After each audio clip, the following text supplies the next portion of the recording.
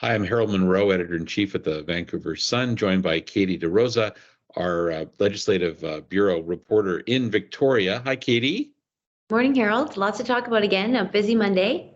It is. You were writing and talking last week about this letter from Federal Housing Minister Sean Fraser to the Metro Vancouver mayors and councillors. Now, that doesn't seem like a provincial issue. It's feds and local governments, but Housing Minister Ravi Kahlon also weighed in and suggested that perhaps Metro Vancouver, the board, should delay implementation of some rather significant increases in development charges, all in the name of their concerns about it increasing the cost of housing at a time when we're trying to make housing affordable. The Metro board, at least a majority of them, went ahead and ignored that letter from the federal minister and voted to go ahead and improve those increases. So there's a lot going on with housing. What do you think the province is going to do? How might they react to this?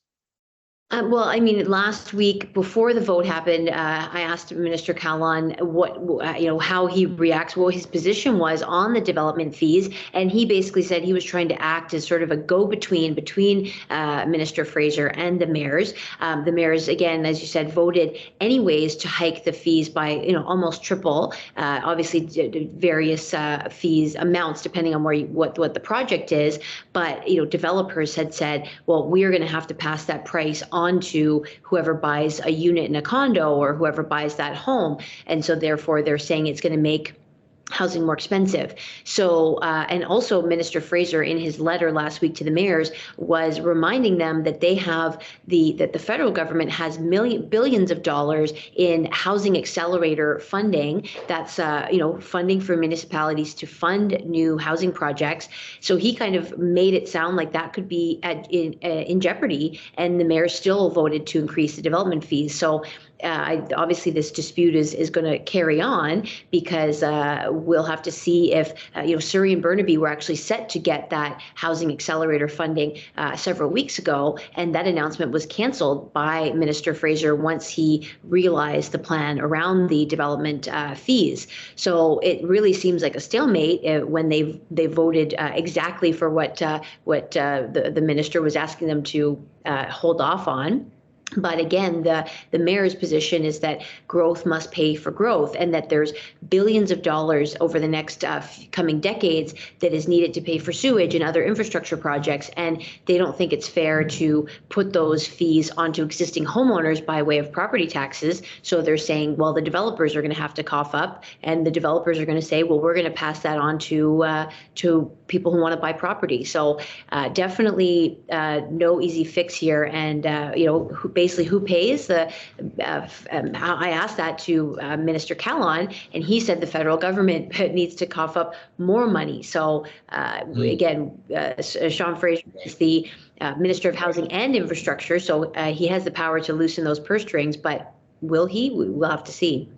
Right. Well, Minister Kahlon, I guess Premier Eby, Minister Dix, they've all made this connection or tried to make this connection between high immigration numbers and federal policy, and Vancouver in particular taking a large number of those new immigrants and yet not getting any, at least what they believe to be a fair share of financial sharing from the federal government to support this population growth. So I guess this is just the latest in a series of concerns raised by the province. Yeah, I mean, the last Minister Kahlon has repeatedly said we've been asking the federal government to increase housing funding based on our immigration numbers. BC is seeing a record number of newcomers, and even when there was in September, the ministers went to Ottawa. No progress on that ask. So again, it's something that the BC government is asking for. It's easy to ask the federal government for money and then be able to blame the federal government for not providing that money, but BC has its own housing policy, so it's also accountable on its housing targets and various directions to municipalities on what it would like to see in terms of housing growth. Right. Well, the province and the feds do have a much celebrated, I don't know how many months or years this goes back now, but they have a much celebrated childcare deal agreement, and the province would love to get to $10 a day daycare. That's what they've been promising in recent election campaigns.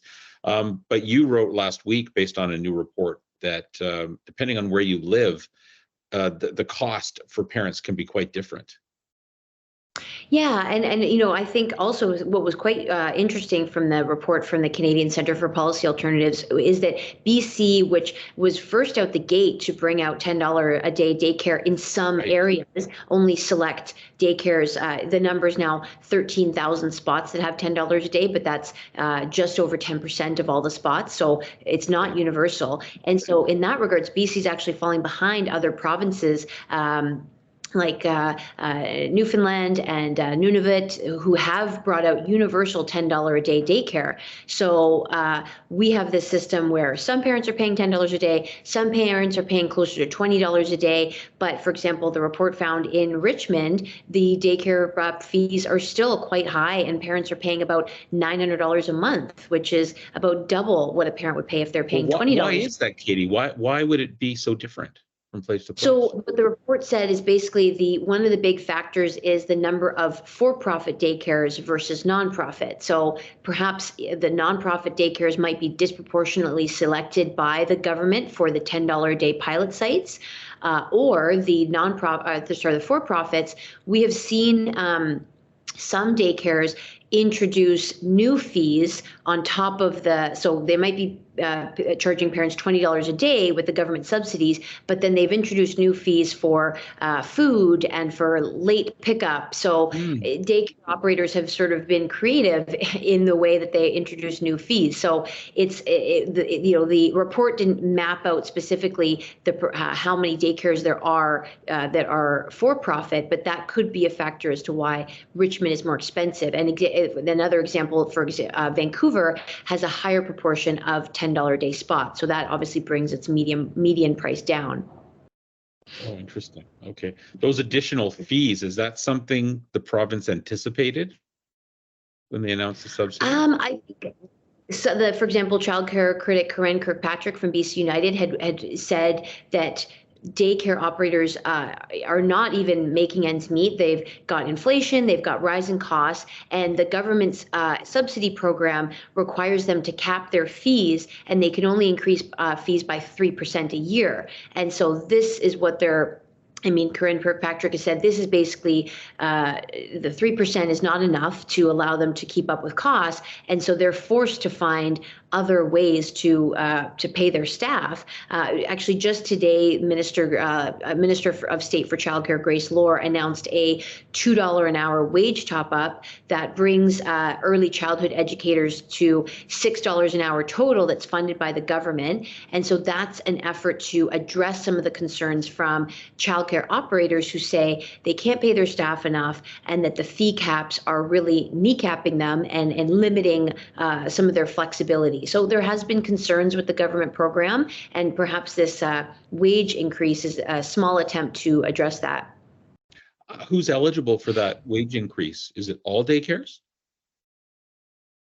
So all early childhood educators are eligible for the wage increase, and there's also so it doesn't matter if the child care center participates in the government subsidy program, because again, some of them have opted out of the subsidy program because of the concern about the fee caps, but all ECEs, early childhood educators, are eligible. And then there's also another grant for ECEs based on additional skills that they might have if they are qualified to work with children with special needs or with infant and toddlers. They get another $2,000 grant a year. So it's really an effort to attract more people to the industry, because I've previously talked to daycare operators who've said they have to close some days, they have to ask families to pick up early because they don't have enough staff to meet the ratios. Wow, so that's $6 an hour per early childhood educator in BC. What's the budget for that now? Do you know what I'm asking for those figures because I didn't see a budget amount in the press release, and the press conference is actually still going on. So that's a question that will come. Okay, we'll let you get back to that. All right, Katie. Well, thanks for your update today. Thanks so much, Harold. Nice to talk to you.